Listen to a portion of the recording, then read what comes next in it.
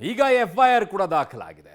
ಯಾರ್ಯಾರ ಮೇಲೆ FIR ಆಯಿತು, ಏನಾಯಿತು ಕಥೆ, ಎಷ್ಟು ಜನರ ಮೇಲೆ FIR ಆಗಿದೆ, ಏನಂತ ದಾಖಲು ಮಾಡಿಕೊಂಡಿದ್ದಾರೆ, ಡೀಟೇಲ್ ಆಗಿ ಹೇಳ್ತೀವಿ ನಿಮಗೆ. ಧರ್ಮಸ್ಥಳ ಗ್ರಾಮದಲ್ಲಿ ನಿನ್ನೆ ಉದ್ವಿಗ್ನ ಸ್ಥಿತಿ ನಿರ್ಮಾಣವಾಗಿತ್ತು. ಧರ್ಮಸ್ಥಳ ಮತ್ತು ಬೆಳ್ತಂಗಡಿ ಠಾಣೆಯಲ್ಲಿ 7 FIR ದಾಖಲಾಗಿದೆ.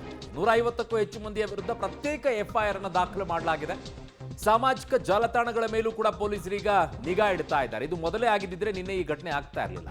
ಕಳೆದ 15 ದಿನಗಳಿಂದಲೂ ಕೂಡ ಪೋಸ್ಟ್ ಮಾಡಿದಂಥವ್ರು ಯಾರ್ಯಾರು, ಏನು ಪೋಸ್ಟ್ ಮಾಡಿದ್ದಾರೆ, ಏನು ಮಾತನಾಡಿದ್ದಾರೆ, SITಯ ಬಗ್ಗೆ ಏನು ಹೇಳಿದ್ದಾರೆ, SITಯ ತನಿಖೆ ಬಗ್ಗೆ ಅವರು ಏನು ಉಲ್ಲೇಖವನ್ನ ಮಾಡಿದ್ದಾರೆ, ಇವೆಲ್ಲವನ್ನ ಕೂಡ ಇಂಚಿಂಚಾಗಿಯೂ ಕೂಡ ಈಗ ಪರಿಗಣಿಸ್ತಾ ಇದ್ದಾರೆ.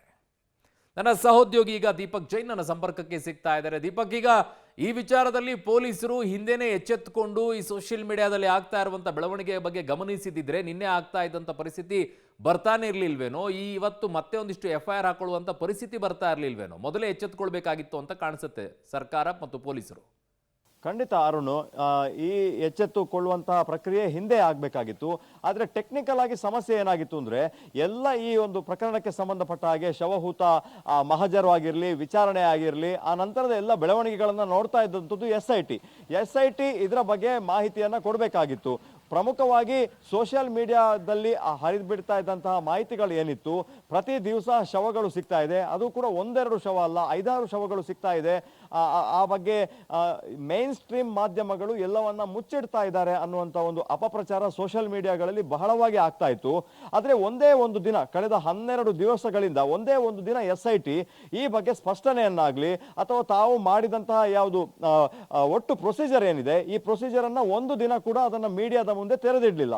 ಹಾಗಾಗಿ ಸೋಷಿಯಲ್ ಮೀಡಿಯಾಗಳು ತಮಗೆ ಮನಕ್ಕೆ ಬಂದ ಹಾಗೆ ಪ್ರತಿ ದಿವಸ ಒಂದು ಸುಳ್ಳಿನ ಕಂತೆಯನ್ನ ಕಟ್ಕೊಂಡು ಸುದ್ದಿಯನ್ನ ಪ್ರಸಾರ ಮಾಡ್ತಾ ಇತ್ತು. ಅದರ ಒಂದು ಬೆಳವಣಿಗೆಯೇ ನಿನ್ನೆ ಧರ್ಮಸ್ಥಳದಲ್ಲಿ ಆಗಿರುವಂತದ್ದು. ಹಾಗಾಗಿ 2 ಗುಂಪುಗಳ ನಡುವೆ ನಡೆದಂತಹ ಘರ್ಷಣೆ ಇದು.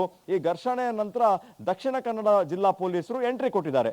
ಅವರು ಎಂಟ್ರಿ ಕೊಟ್ಟ ಕೂಡಲೇ 7 FIR ಗಳು ದಾಖಲಾಗಿದೆ. ಈಗಾಗಲೇ 15ಕ್ಕೂ ಹೆಚ್ಚು FIR ಗಳು ಸೋಷಿಯಲ್ ಮೀಡಿಯಾಕ್ಕೆ ಸಂಬಂಧಪಟ್ಟ ಹಾಗೆ ಆಗ್ತದೆ ಅನ್ನುವಂಥದ್ದು. ಮುಂದಿನ 3-4 ದಿವಸಗಳಲ್ಲಿ ಈ FIR ಗಳ ಸಂಖ್ಯೆ 150ಕ್ಕಿಂತ ಹೆಚ್ಚಾಗ್ತದೆ ಅನ್ನುವಂಥ ಮಾಹಿತಿಗಳು ನಮಗೆ ಲಭ್ಯ ಆಗ್ತಾ ಇದೆ. ಎಲ್ಲ ವಿಡಿಯೋಗಳನ್ನ, ಬರಹಗಳನ್ನ, ಸ್ಪೀಚ್ಗಳನ್ನ ಮತ್ತು ಸುಳ್ಳು ಸುದ್ದಿಯ ಒಂದು ಆ ವಿಡಿಯೋಗಳ ಕಂತೆ ಏನಿದೆ, ಇದನ್ನ ಎಲ್ಲವನ್ನ ಕೂಡ ದಕ್ಷಿಣ ಕನ್ನಡ ಜಿಲ್ಲಾ ಪೊಲೀಸರು ಒಂದು ಸೈಬರ್ ಕ್ರೈಮ್ ನ ಟೀಮ್ ಅನ್ನ ಮಾಡಿಕೊಂಡು ರೆಡಿ ಮಾಡ್ತಾ ಇದ್ದಾರೆ. ಹಾಗಾಗಿ ಮಿನಿಮಮ್ 100 ಕೇಸ್ಗಳಿಗಿಂತ ಹೆಚ್ಚು ದಾಖಲಾಗುವಂತಹ ಸಾಧ್ಯತೆಗಳು ಕಂಡು ಬರ್ತಾ ಇದೆ. ಹಾಗಾಗಿ ದಕ್ಷಿಣ ಕನ್ನಡ ಜಿಲ್ಲಾ ಪೊಲೀಸರಿಗೆ ಈ ಒಂದು ಘರ್ಷಣೆಯ ಕೇಸ್ ಹ್ಯಾಂಡ್ ಓವರ್ ಆದ ಕೂಡಲೇ ಈಗ ಸೋಷಿಯಲ್ ಮೀಡಿಯಾದ ಮೇಲೆ ಮಾನಿಟರ್ ಮಾಡುವಂತ ಕೆಲಸವನ್ನ ಮಾಡ್ತಾ ಇದ್ದಾರೆ. ಅರುಣ್. ಓಕೆ ದೀಪಕ್ ಜೈನ್, ನಿಮ್ಮೆಲ್ಲ ಮಾಹಿತಿಗೆ ಧನ್ಯವಾದಗಳು.